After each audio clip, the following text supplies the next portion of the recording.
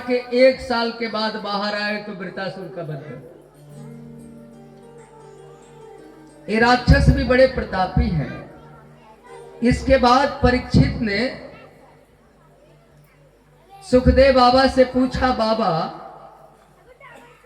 भगवान यदि समदर्शी हैं तो पक्षपात क्यों करते? देवता की रक्षा करते हैं और दानव का वध करते हैं। तो सुखदेव बाबा ने कहा, परीक्षित ऐसी बात नहीं है। भगवान के लिए न कोई दोस्त है और न कोई दुश्मन है। भगवान सब पर बराबर दृष्टि रखते हैं। कैसे बाबा? तो एक बार राक्षस लोग भगवान के पास पहुंचे और भगवान से बोले, भगवान जब हम लड़ाई झगड़ा करते हैं, साधु संत को सताते हैं, तब तुम्हारा जन्म होता है। हाँ हाँ, तो जब हम सताते हैं तब तुम्हारा जन्म होता है, तो सबसे पहले हमारी मुक्ति होनी चाहिए। तो भगवान कहे कि भजन करो, हम तुम्हारी मुक्ति करेंगे सबसे पहले।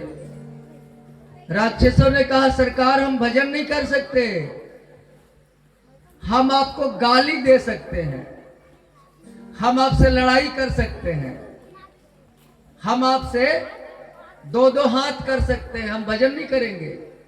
हो ही भजन नहीं तामस देहा। भगवान बोले, ठीक है, हमसे प्रेम नहीं कर सकते तो हमसे दुश्मनी कर लो, हम तेरा कल्याण कर देंगे। अरे गुड़ को चाहे मन से खाओ या बिना मन से खाओ, मीठा तो लगेगा। ये जो शिशुपाल था, भगवान को रोज 100 गाली देता था, तो शिशुपाल का भी भगवान ने उद्धार किया। ये जो कंस था, भगवान का शत्रु था ना, भगवान ने कंस का उद्धार किया। ये जो गोपियां थी, अपने पति को छोड़ करके पर पति से प्रेम करना संसारिक दृष्टि में पाप है, लेकिन भगवान से प्रेम की थी तो गोपियों का भी उद्धार हो गया काम भावना से। तो शर्त एक ही है कि भगवान से चाहे बैर कर लो, चाहे मित्रता कर लो, भगवान तेरा कल्याण कर देंगे। अच्छा बाबा, तो राक्षस कुल में भी कोई भगवान का भक्त हुआ? हाँ हाँ, तो कथा सुनाया प्रहलाद का। हिरणाक्ष और हिरण्यकश्यपु 2 भाई थे। जब हिरणाक्ष का वध भगवान ने कर दिया, तो हिरण्यकश्यपु मंदराचल पर्वत पर चला गया, घोर तपस्या किया। ब्रह्मदेव जब प्रकट हुए तो बोला कि भगवान हमें अमर बना दो। तो ब्रह्मा जी बोले, बेटा अमर तो हम भी नहीं हैं। अभी ब्रह्मा की 50 बरस ब्रह्मा का बीत चुका है और ब्रह्मा का 50 बरस बाकी है। ब्रह्मा की उम्र 100 बरस की है, तो ब्रह्मा का एक दिन कितने दिन का होता है हम आगे बताएंगे आपको। तो दूसरा वरदान मांग ले।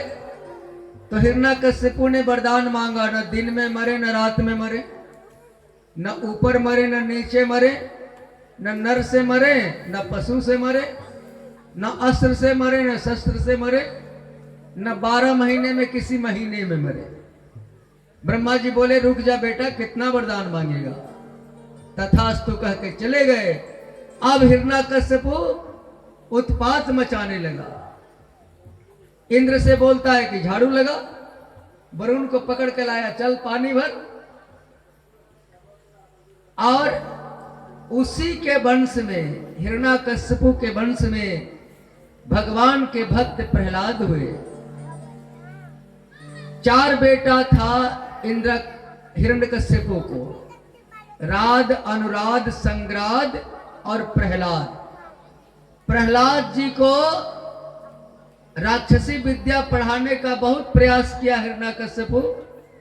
गुरु आश्रम में भेजा, शुक्राचार्य के बेटा संडामृत, विश्वविद्यालय चलाते थे।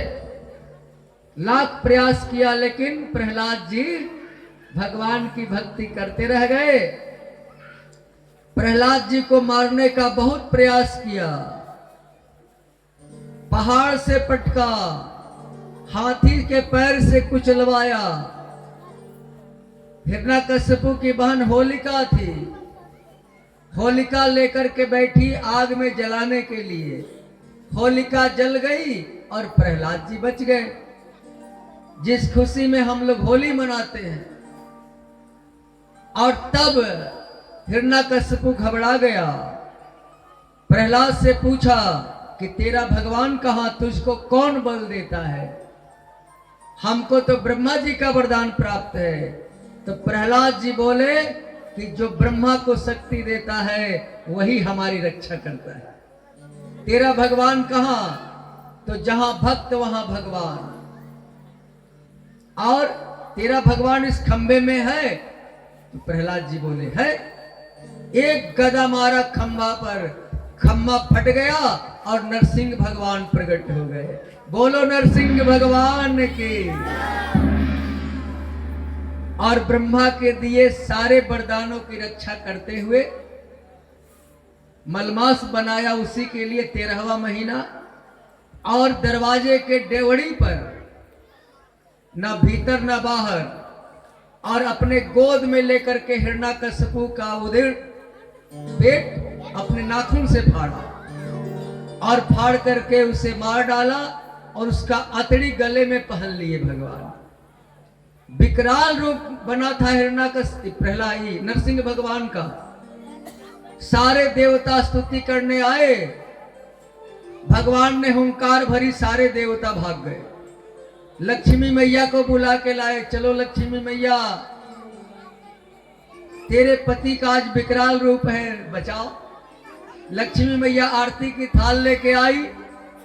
जैसे ही भगवान ने हुंकार मारी, लक्ष्मी मैया आरती की थाल फेंक कर दैया मैया करके भाग गई। अब तो लोगों ने प्रहलाद जी से कहा, अरे प्रहलाद तेरे चलते भगवान आए हैं, अब तो तू ही इनके क्रोध को शांत करेगा। तब प्रहलाद जी धीरे धीरे भगवान के पास गए और भगवान ने स्नेह से हिरण्यकश्यपु को अपनी गोद से नीचे उतार दिया। अब प्रहलाद को गोद में बिठा करके अपने जीभ से चाटने लगे। आज प्रहलाद के शरीर को सहलाने लगे।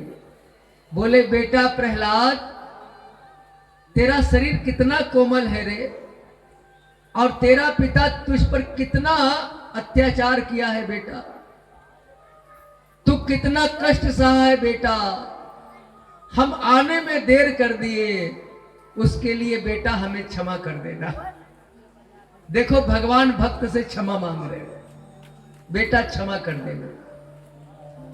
भगवान दया के सागर है ना।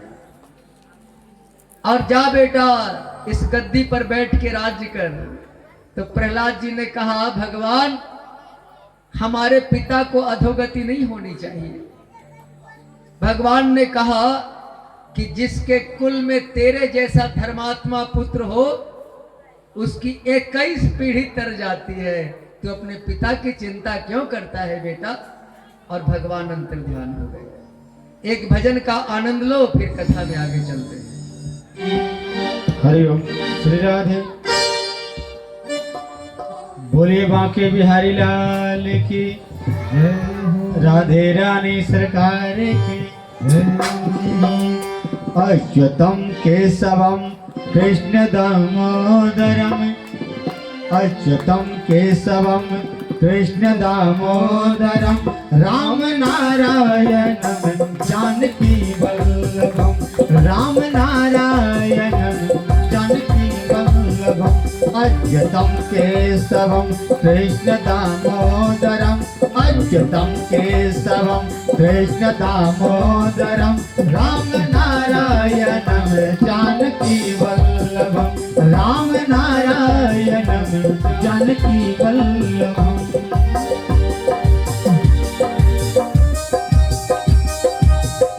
श्री राधे जय हो। हरि ओम हरि ओम।